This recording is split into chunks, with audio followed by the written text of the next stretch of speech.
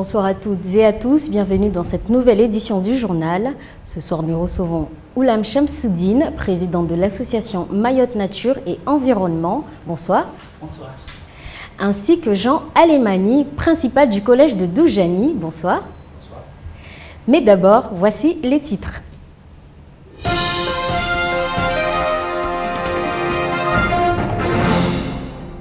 Nouvelle alerte pollution à Mamoudzou. Un incident est intervenu la semaine dernière à la station d'épuration du Baobab. La baignade est désormais interdite jusqu'à nouvel ordre entre le port et la plage d'Arantabé. Plus de précisions dans cette édition. La grève des chauffeurs de bus Matisse n'aura pas eu lieu aujourd'hui. Direction et syndicats ont signé samedi un protocole de fin de conflit. De nouvelles mesures de sécurité vont être mises en place, nous vous en parlerons. Enfin, des pays arabes en passant par l'Europe et aussi par les Comores, les richesses culturelles sont à l'honneur au collège de Doujani. La semaine interculturelle a été lancée ce matin, nous étions sur place.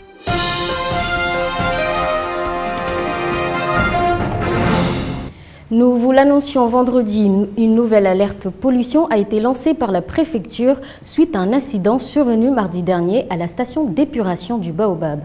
En quelques jours, ce sont plusieurs milliers de mètres cubes d'effluents qui se sont ainsi déversés dans le lagon. Aujourd'hui, la baignade reste interdite entre le port de Mamoudzou et la plage d'Arantabé à Passamainti. Plus d'explications avec ce reportage de Camille Leca et Abbas Alidi. 2200 mètres cubes par jour. C'est la quantité d'effluents qui a atterri dans les eaux du lagon entre mardi et vendredi dernier. Et ce n'est pas la première fois qu'un incident de ce genre se produit. Le maître du port de Mamoudzou en est témoin toute l'année. Aujourd'hui, il dénonce une nouvelle fois. Je m'aperçois qu'à l'endroit habituel où ça se déverse, lorsqu'il y a des problèmes techniques, aujourd'hui c'est de pire en pire. Alors moi je me pose des questions, on nous parle de réparation, tout fonctionne. Moi je pense qu'il faudrait aller voir un petit peu plus en profondeur les problèmes de cette station. C'est du récurrent, c'est de la pollution et sanitaire et c'est un danger maintenant pour la sécurité publique. J'ai dégagé ce matin les enfants qui se baignaient ici. À l'origine de cette nouvelle pollution, la défaillance de certains appareils électromécaniques de la station d'épuration du Baobab. Une défaillance qui a entraîné son arrêt complet mardi dernier sur les coups de 20h30. Les effluents se sont donc déversés directement et sans traitement dans la mangrove aux abords du rond-point du Baobab. Du côté du SIAM, exploitant de la station, on assure que le problème a rapidement été pris en main. On a travaillé d'arrache-pied, donc tout le monde était mobilisé, aussi bien en interne et en externe à Mayotte. Voire même à l'extérieur pour trouver les solutions. Donc là, on a trouvé une solution pour relever les effluents. Donc on peut dire que depuis vendredi dernier, il n'y a pas d'effluents déversés dans le milieu naturel.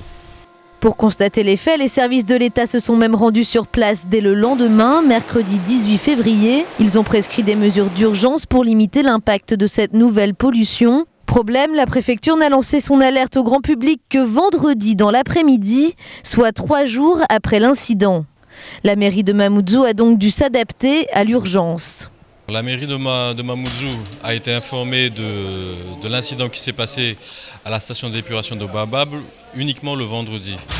De suite, les services concernés ont été mobilisés justement pour implanter les panneaux nécessaires interdisant l'interdiction de baignade entre le port de Mamoudzou et la plage Arantabé.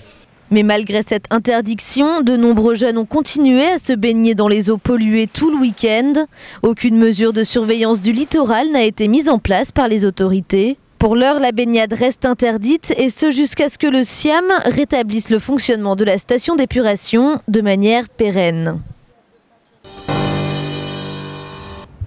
Et on en parlera tout à l'heure avec Monsieur Shamsuddin. Mais d'abord, pollution toujours, cette fois-ci à la rivière de Bonovo, où de plus en plus de familles fréquentent cette rivière malgré les risques de maladies. Pour mieux prévenir de ces risques, l'ARS mène un combat de sensibilisation sur tous les fronts. Mais rien n'y fait, ce week-end encore, des enfants s'y baignaient. L'un d'eux a d'ailleurs failli se noyer. Inconscients du danger, ces derniers ont ingurgité de l'eau polluée pendant la baignade. Reportage de Shakila Issouf et Fred Souleymana. C'est la marée haute et comme d'habitude, les familles du quartier font leur lessive quotidienne. Une occasion rêvée pour leurs enfants de s'amuser dans la rivière avec leurs copains, plonger, nager, flotter. Ces enfants profitent du moment sans être bien conscients des risques sanitaires.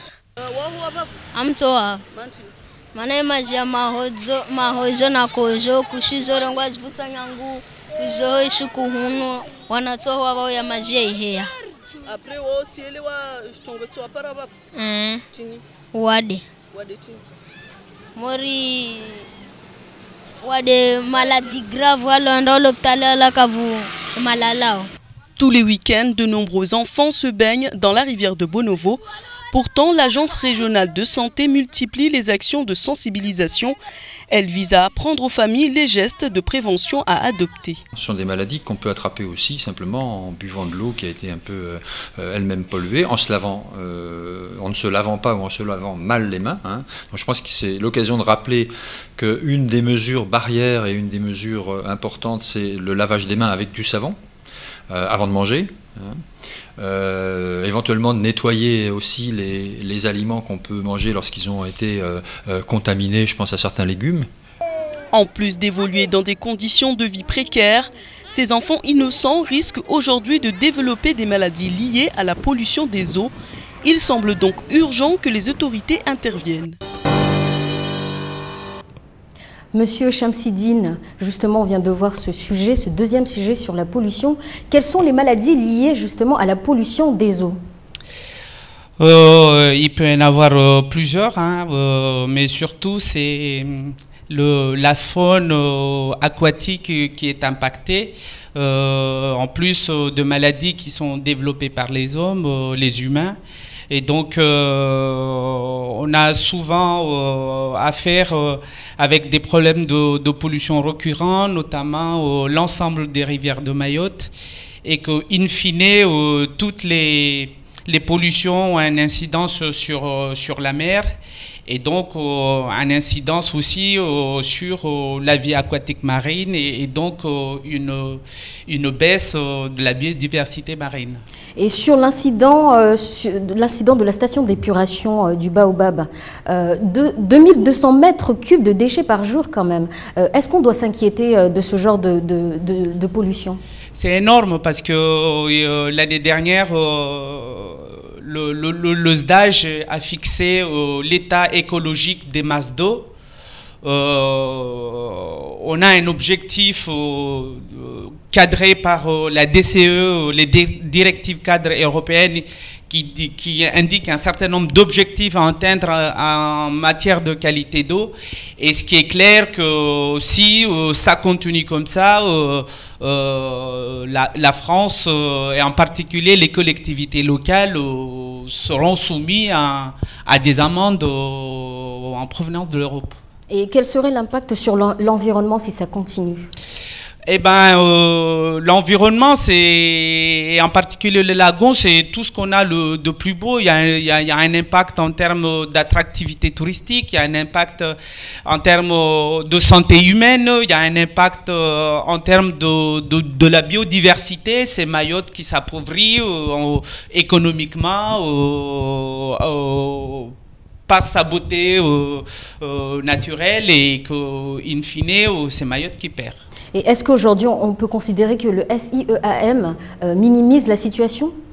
Je crois qu'il y a matière à s'inquiéter, parce que le lagon reste, in fine, le réceptacle final de l'engraissement de toute pollution, déchets, assainissement, etc. Et donc, ça a une incidence aussi sur la qualité des eaux. Et donc, c'est pas par cette annonce qu'on fera venir des touristes à Mayotte, encore moins cet argument de Mayotte, inscription au patrimoine de l'UNESCO, ça va être aussi un facteur limitant pour faire avancer le dossier. Vous en parliez tout à l'heure, il vous tient à cœur ce dossier justement. Comment cette pollution va-t-elle impacter sur ce dossier? Parce que pour être éligible au patrimoine de l'humanité, il faut satisfaire un certain nombre de conditions, notamment assurer un certain nombre de garanties en termes de la qualité de l'eau. Et donc, au vu de ce qui se passe, on part avec quelques inquiétudes, avec quelques handicaps, parce qu'il va falloir que vraiment cette préoccupation, cette problématique, on le prend à blanc de corps pour que Mayotte puisse avoir ce label de prestige. Et c'est par ça peut-être que le tourisme peut générer une dynamique positive. Des incidents dommageables pour notre patrimoine. Faut-il plus de mesures pour sensibiliser ? Oui, parce que quand vous êtes dans une situation comme Mayotte, où les préoccupations sont énormes, c'est vrai que l'environnement reste la partie la plus négligée, et qu'il faut que les gens se rendent compte que le lagon, c'est une richesse pour Mayotte, et c'est l'Inde, peut-être même que ça devrait porter l'emblème de Mayotte, l'île au lagon, et je pense que c'est un argument touristique incontestable, et que par sa richesse, par sa biodiversité, et que Mayotte fait rêver un certain nombre de pays sur le territoire mondial avec son lagon, c'est l'eau turquoise et toute la faune qui est exceptionnelle, avec quelques espèces endémiques qui est exclusive qu'à Mayotte. Les autorités ne font pas assez justement pour protéger ce patrimoine ? Je pense qu'il faut qu'on en fasse un peu plus, parce que quand vous lisez le livre d'or du tourisme, vous avez que ces notations négatives qui fait que Mayotte n'arrive pas à atteindre les objectifs touristiques qu'elle s'est fixés. Merci d'avoir réagi à cette actualité. Merci d'avoir aussi précisé, justement, parler de notre patrimoine qui est très important. Merci. Nous allons continuer tout de suite avec cette grève qui devait avoir lieu aujourd'hui, qui a finalement été annulée. Près d'une semaine après l'agression à l'arme blanche d'un conducteur, salariés et direction de Mathis ont trouvé un terrain d'entente ce samedi. Un protocole de fin de conflit a été signé avec les syndicats FO Transport et CGT-MA. De nouvelles mesures vont être prises pour améliorer la sécurité des chauffeurs. Explication avec Camille Leca. Les négociations auront duré toute la semaine. Mais syndicats, direction et représentants du Conseil général ont fini par trouver un accord. Les deux protocoles de fin de conflit ratifiés par la CGT-MA et FO Transport font état de nouvelles mesures de sécurité. Parmi les changements notables, il est prévu l'installation d'un système de vidéosurveillance dans 10 bus du réseau. Il est aussi question de l'assouplissement des contrôles de cartes effectués par les conducteurs. Celui-ci prévoit que les chauffeurs qui se retrouvent face à un élève récalcitrant puissent le signaler à leur direction pendant le trajet grâce à un système d'alerte muette. À son arrivée à destination, l'élève sera directement convoqué devant un conseil de discipline. En plus, FO Transport souhaite qu'une procédure d'appel et de message abrégé soit installée sur tous les téléphones portables des salariés. Enfin, les signataires souhaitent qu'une réflexion soit ouverte avec la DEAL et les communes. Objectif, mettre en place des panneaux permettant aux élèves de s'orienter sans solliciter les chauffeurs. Autre changement cher aux salariés de Mathis, la non-application des jours de carence en cas d'accident du travail, de maladies professionnelles ou de troubles musculo-squelettiques découlant de leur activité. Toutes ces nouvelles mesures viennent aujourd'hui apaiser les craintes des conducteurs et devraient donc rentrer en application dans les semaines à venir. Et puis ce week-end a eu lieu dans le canton de Tingoni les investitures des candidats de l'UMP et du MDM. Mais autour de cette journée politique, un climat de tension. La raison, un problème de place pour le parti MDM qui a dû investir son candidat sur la place de la gare routière de Tingoni. L'ancien maire, aujourd'hui candidat, aurait auparavant demandé à occuper la place Zoubera Dinani. Explication avec ce reportage. L'union MDM-UDI a tenu son meeting ici, sur la place de la mosquée. Problème, ce n'était pas son premier choix. Il y a quelques semaines, le parti avait fait une demande auprès du maire pour occuper la place Zouber Adinani, bien mieux placée. Mais pour Mohamed Bakar, elle était déjà réservée pour l'UMP. L'élu aurait même demandé à l'Union MDM-UDI de reporter leur événement. Ils ont fait leur demande. J'ai donné une autorisation pour le 22 mai pour l'organisation de leur meeting. Maintenant, ils ont décidé de faire autrement. Je n'ai pas envie de faire manipuler la population et les mettre les uns contre les autres, mais j'aurais parfaitement bien faire exercer l'arrêté municipal. Ibrahim Bouanaïri, ancien maire de Tingoni et candidat du parti MDM pour le canton de Tingoni, est remonté. Selon lui, Mohamed Bakar aurait intentionnellement retardé les choses dans le but de favoriser les candidats qu'il soutient, donc ceux de l'UMP. Nous avons fait une deuxième demande en changeant de place. Nous avons accepté quand même.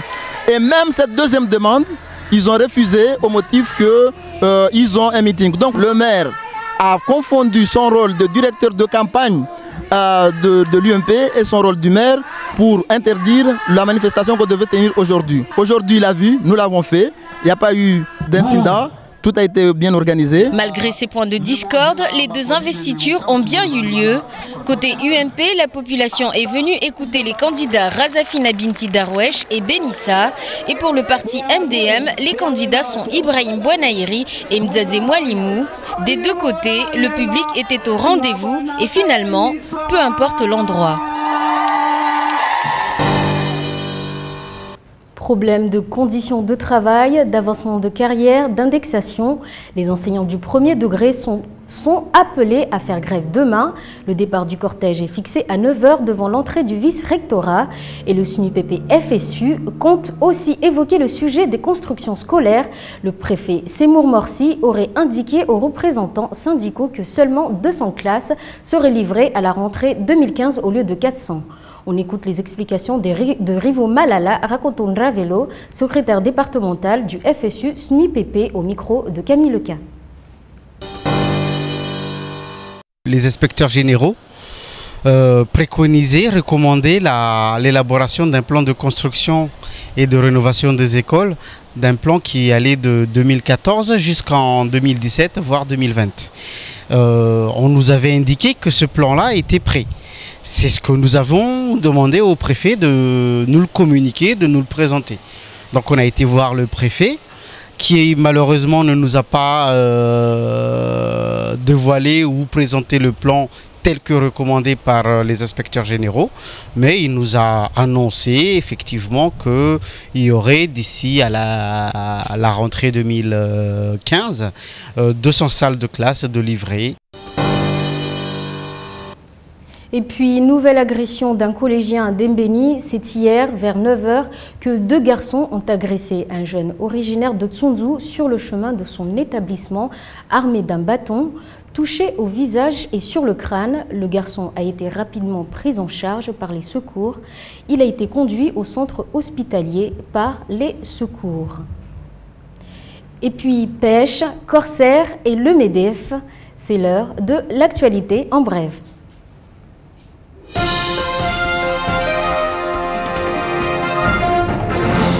C'est officiel depuis vendredi, Corsair a bien été racheté par le groupe Dubreuil, propriétaire d'Air Caraïbes. Mais pas d'inquiétude à avoir, la compagnie aérienne conserve sa marque et son réseau est inchangé. Elle continuera donc à desservir Mayotte. Le groupe Dubreuil a également annoncé que sa flotte comprendrait 11 nouveaux Airbus d'ici 2024. 5 nouveaux A350 seront livrés dès 2016. Le MEDEF accueillait la semaine dernière 2 invités de marque, Marielle de Sarnez, vice-présidente du MoDem, et Nathalie Griesbeck, députée européenne du même parti. Les 2 femmes se sont entretenues avec Thierry Gallarme sur des sujets méritants d'être soutenus par l'Europe. Il a notamment été question des chantiers de contournement routier de Mamoudzou et de la piste longue de l'aéroport de Pamandzi. Côté basket, c'est les petits terriens qui raflent la mise de cette année. La 3e édition du All-Star Game de basketball a été remportée par la sélection des 12 meilleurs joueurs de Petite Terre ce samedi au gymnase de Cavani. À l'issue de cette rencontre, c'est Mavouna, joueur du Vautour Club de l'Abattoir, qui a décroché le titre de meilleur joueur de la rencontre.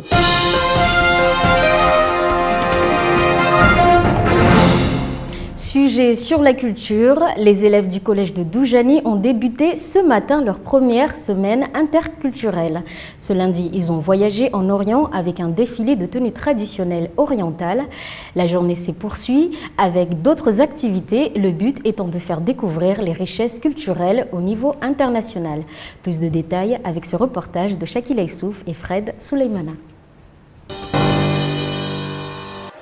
Le monde arabe et surtout sa richesse vestimentaire a été présenté ce matin par les collégiennes de Doujani et ce voyage à travers l'Orient a rencontré un franc succès. Le défilé a été acclamé par leurs camarades pendant toute une semaine. À chaque intercours ou autre moment libre, les collégiens vont ainsi pouvoir découvrir de nouvelles cultures et l'idée les réjouit.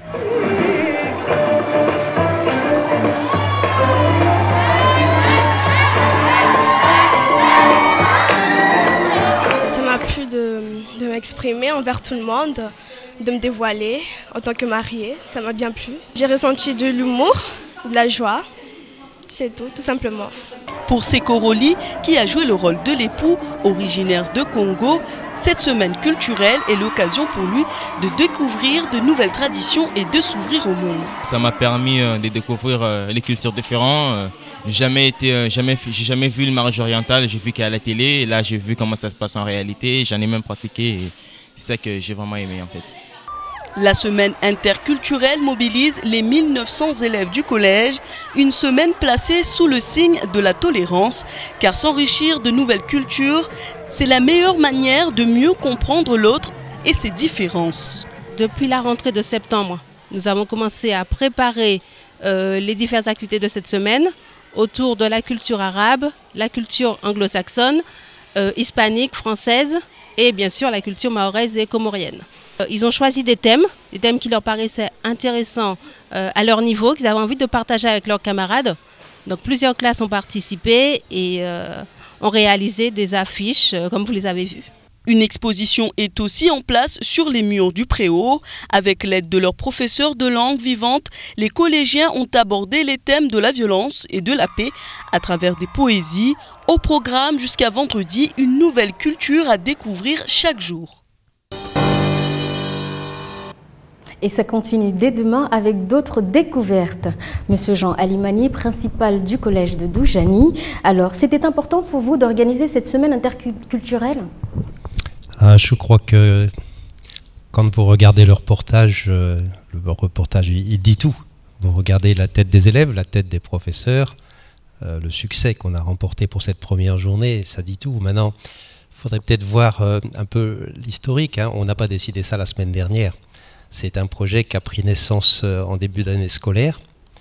Initialement, c'était avec des objectifs essentiellement linguistiques et culturels, et puis on s'est rendu compte très très vite qu'on pourrait faire jouer l'interdisciplinarité, mobiliser toutes les équipes de professeurs, mobiliser tous les élèves, mettre en place des partenariats. On a des partenariats avec Chimay, avec Madania, avec l'association Belle Rose.